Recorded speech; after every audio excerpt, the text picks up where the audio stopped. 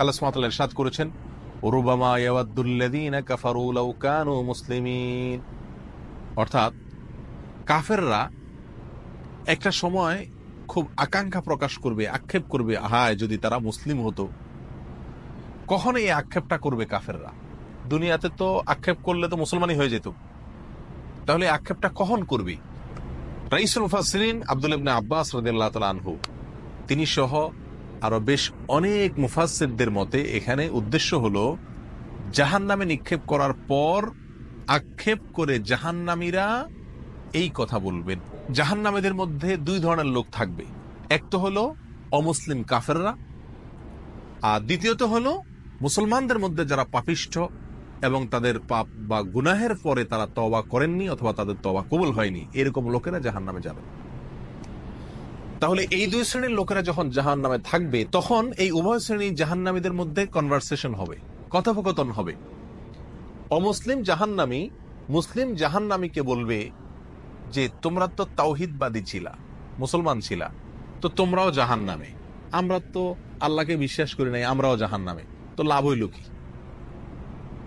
তোমরা মুসলমান যে হইলা, তাওহীদ লালন করলা, ফায়দা কি হলো, লাভ কি হলো? তোমরাও জাহান্নামে, আমরাও জাহান্নামে।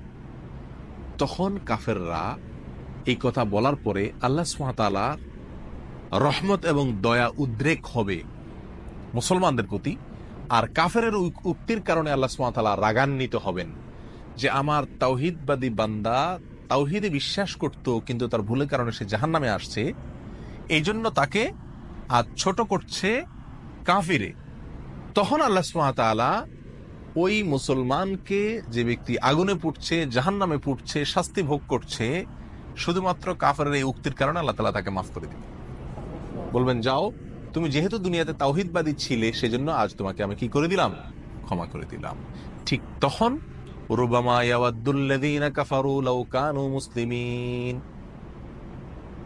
কাফেররা সেদিন আক্ষেপ করে বলবে, হায় যদি তারা মুসলমান হতো, তাহলে তারাও এখন সাধারণ ক্ষমার আওতায় পড়ে বের হয়ে যেতে পারত। তো এই আয়াত আমাদেরকে কি বোঝাচ্ছে?